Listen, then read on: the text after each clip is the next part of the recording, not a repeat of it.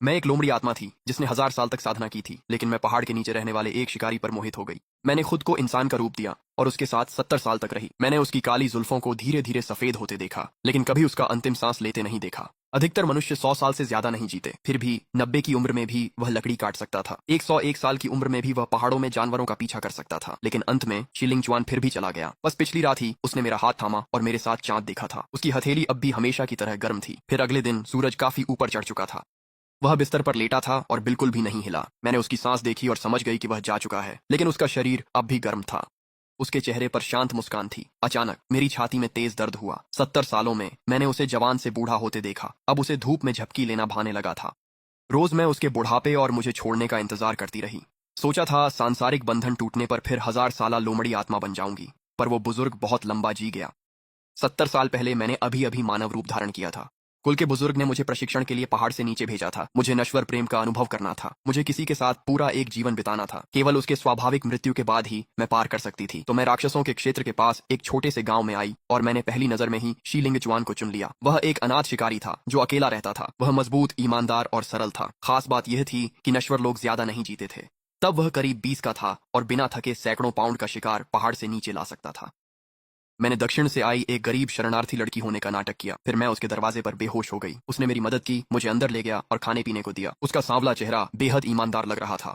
Miss, आप कहाँ से आई हैं? मैंने सिर झुका लिया और खुद को कमजोर और बेबस दिखाया। मेरे घर पर आपदा आई थी और मेरा परिवार अब नहीं रहा। उसने अपने हाथ मलते हुए काफी देर तक हिचकिचाया। ऐसा करें, आप फिलहाल यहीं रुक जाएं। मैं कोई बुरा आदमी नहीं हूं। इसी तरह मैं वहीं रुक गई।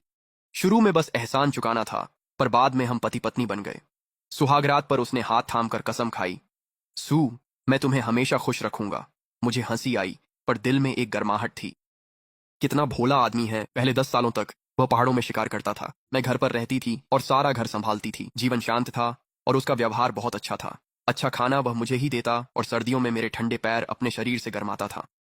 धीरे धीरे मैं चूल्हे की धुएं वाली गंध की आदी हो गई। मैं रात को अपने पास किसी की सांसों की आवाज सुनने की भी आदी हो गई थी। गांव में उसके उम्र के शिकारी लोगों की कमर में चोट थी। कुछ तो अपाहिज भी हो गए थे, लेकिन वह हमेशा फुर्तीला रहता और दूसरों से ज्यादा शिकार लेकर आता था। मैं सोचने लगी थी कि एक साधारण इंसान का शरीर इतना ताकतवर कैसे हो सकता है। पलक झपकते ही 40 साल बीत गए। मेरे सिर के किनारों पर चुपचाप सफेद बाल उग आए, तो मैंने उन्हें जादू से सावधानी पूर्वक छुपा लिया। मैंने खुद को 40 साल की महिला जैसा दिखाया, लेकिन शीलिंग चुआन अब 50 का हो चुका था। वह अभी 100 पाउंड शिकार लेकर पहाड़ी से नीचे दौड़ सकता था। गांव के जवान लड़के भी उसके जितने ताकतवर नहीं थे। उसके चेहरे पर झुर्रियां और बालों में सफेदी थी, लेकिन उसकी भूख और ऊर्जा डराने वाली थी। वह बूढ़ा नहीं लगता था। मुझे चिंता थी, क्योंकि इंसानी नाटक थका देने वाला था। रोज मुझे राक्षसी रूप छुपाना पड़ता था। गलती के डर से मैं रात में असली रूप नहीं दिखा सकती थी। हर दिन मैं यही चाहती थी कि वह जल्दी बूढ़ा होकर मर जाए, लेकिन उसकी जिंदगी तो 1000 साल पुराने कछुए के खोल से भी ज्यादा मजबूत थी। जब वह 60 साल का हुआ तो एक जंगली सुअर का पीछा करते हुए ढलान से गिर पड़ा। गांव वालों ने मिलकर उसे वापस लाया। सबको लगा उसका अंत करीब है। मैं उसके पास बैठी सोच रही थी, अब मेरा समय है। लेकिन जब मैंने उसकी बंद आंखें और पीला चेहरा देखा तो मेरी छाती जैसे जाम हो गई। न तो सांस ले पा रही थी, न ही निकल पा रही थी। कौन सोच सकता था कि 3 दिन बाद वह खुद ही उठ बैठा और दलिया पीने लगा। आधे महीने बाद शीलिंग चुआन फिर से अपनी तलवार लेकर पहाड़ों में शिकार करने चला गया। गांव वाले कहते थे कि उसे पहाड़ी देवता का आशीर्वाद मिला है। आंगन से उसे देखते हुए मेरा गुस्सा इतना था कि हाथ का कटोरा टूटने ही वाला था। वह लंगड़ा रहा था, पर पीठ सीधी थी। उसकी 70वीं सालगिरह पर सभी गोद लिए बच्चे और पोते पोतियां आए थे। कुछ घूंट पीने के बाद वह चिल्लाने लगा कि उसे लकड़ी काटनी है। उसने यहाँ तक कह दिया कि उसमें अभी भी बहुत ताकत बाकी है। मैंने कितनी भी कोशिश की, उसे रोक नहीं पाई। पूरे आंगन के सामने ही उसने अपनी बाहें चढ़ा लीं। उसकी बाहें अब भी पहले जैसी मजबूत थीं। फिर उसने कुल्हाड़ी उठाई और उसे नीचे ले आया। मोटी लकड़ी बीच से 2 हिस्सों में कटी। कटान चाकू जैसा चिकना था। छोटे लोग ताली बजाकर ताकत की सराहना करने लगे। मैं रसोई के दरवाजे पर चाय की ट्रे लिए खड़ी थी।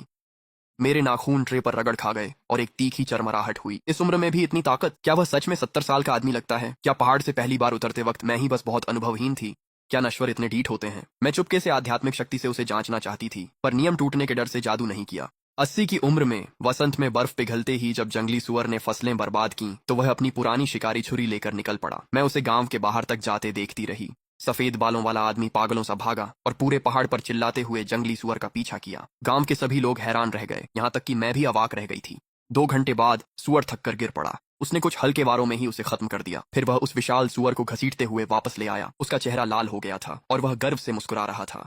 उस रात उसने सुअर के पांव को कुतरते हुए खाया। उसने अपनी खुद की बनाई हुई तेज शराब पी और वह खुद से बड़बड़ाता रहा, मैं बूढ़ा हो रहा हूँ और मेरी टांगें अब पहले जैसी नहीं रहीं। सू, जरा इस शरीर को तो देखो मेरा।